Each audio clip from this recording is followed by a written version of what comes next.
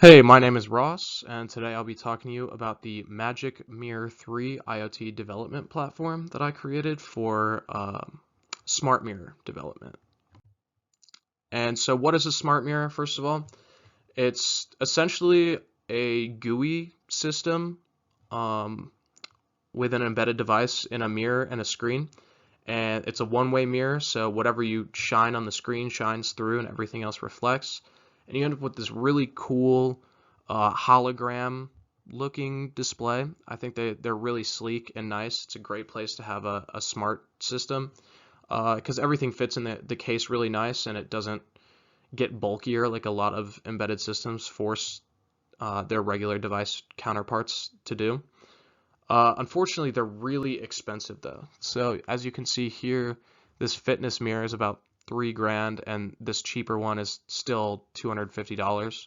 Definitely out of my price range, so I decided to make one myself. First thing I did was look into existing work, and kind of the gold standard here was this GitHub library, the MagicMirror3 or MagicMirror2 library. And it looks like this when you boot it up. Really sleek looking interface. The widgets are made really nicely and they're configurable, so you can swap them out, make your own, do whatever you want really. So unfortunately, this is all programmed in JavaScript, which I know sort of well, so I could have made some modules, but it's not very conducive to integrating with sensors, actuators, microcontrollers, those kind of things. And I think that's really what makes embedded systems interesting and cool to make. So I decided that for my project, I would develop a software tool or a platform to do just this. Essentially extend this MagicMirror software package to interface with hardware. And not just that, but make it really easy to do so, so that anyone can use it just as easily as they use the regular MagicMirror software. And I also want it to be able to extend beyond just a smart mirror. So this development platform could work for pretty much any embedded system that uses a GUI or has a screen interface and work just the same. So the overall idea was to have this central computing node, which I used a Raspberry Pi for. And that's connected to our front-end interface, the GUI, and as well as two or even more. I think there's 3 serial interfaces on the Raspberry Pi, so up to 3 different microcontrollers. So you can see here it can work with like an ESP device that has wireless connections to sensors and actuators, or one's in close proximity through just a regular serial interface all the way. And then it is also connected to a cloud storage. I'll talk about this later. That's for configuration files, because like I said, I want it to make this easier to integrate with just about any hardware device. So the cloud storage, you upload your configuration to it, like what microcontrollers, what sensors you're using, so that the compute node knows, oh, I need to display a pressure value, or I need to display a temperature value, or whatever.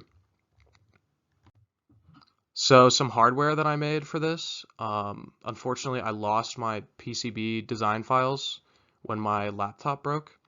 So I just have a diagram of it here.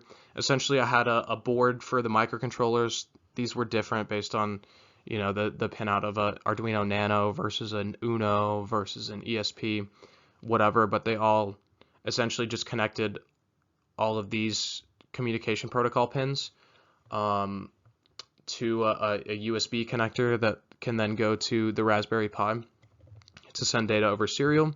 And then it connects to the same headers on the sensor board, and the sensor board has just a bunch of pins for any sensor, since the pin spacing is pretty constant on those, and then headers between here and here that you can connect however you see fit to match the pin locations of your sensor or whatever.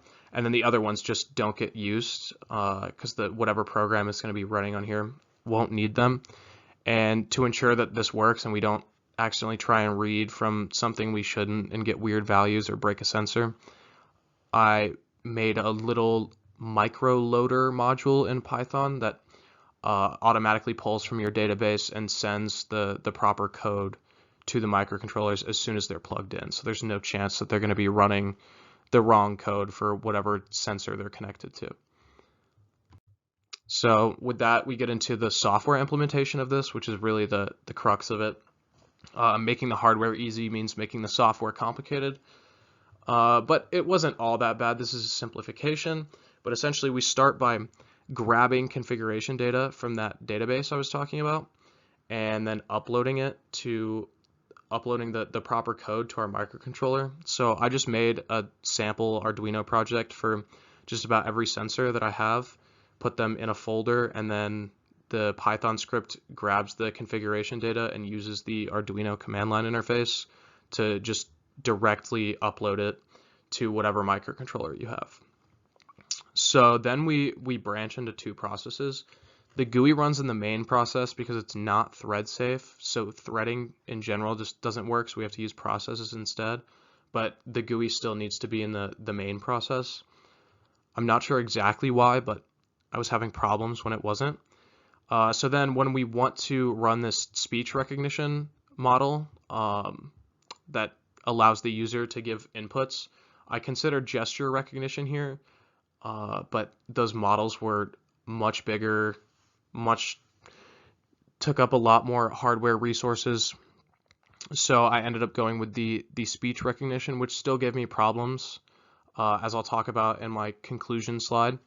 But it worked fine when you put it in a different process. They didn't conflict, and unfortunately both of these tasks running from a web server and the speech recognition have a very high latency. So it was important that they go in a different process, and then when their process is finished, they just communicate that data over a serial line, and this GUI is set to every 2 seconds read from the close proximity sensors and the far ones, just every serial line it has, and refresh or update the values that it shows. So this works pretty well. You have a pretty high latency from these things, but normally that doesn't matter, and you get your proximity sensors pretty quickly.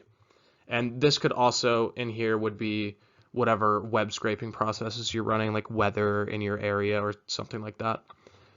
Moving forward, like I was talking about the configuration files, it's essentially just a database I made in Firebase that holds, alignment data, where we want it to go on the screen. Is this peripheral active? Is it plugged in? What is this? So this particular example here was for the servo you'll see in a second that unlocks and locks my door. Put controller type, stuff like that.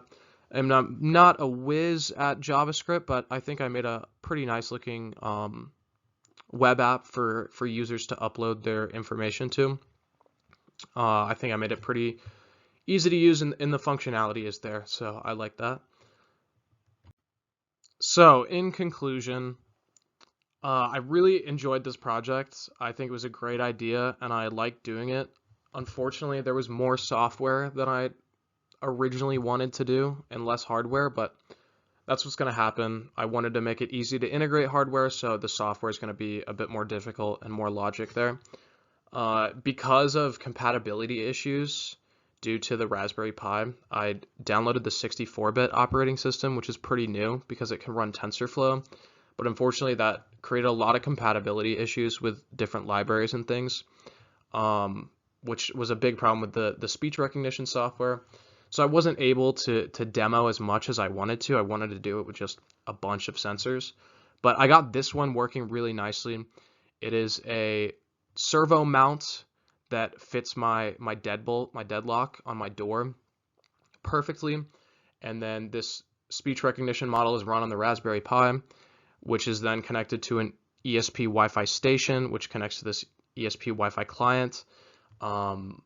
So that when you say unlock door, it moves the servo 180 degrees, and then when you say lock door, it moves it back, so on and so forth. I also added some compatibility with an ESP32 cam. I wanted to make like a Ring doorbell, but again, because of compatibility issues, it was just really hard to use those libraries. I had to use a legacy version of the Arduino IDE, and it didn't work with a lot of the sensors that I had, unfortunately. But so there was some shortcomings, but overall, I really enjoyed this project, and I learned a lot from it, and I think I finished with a pretty cool product.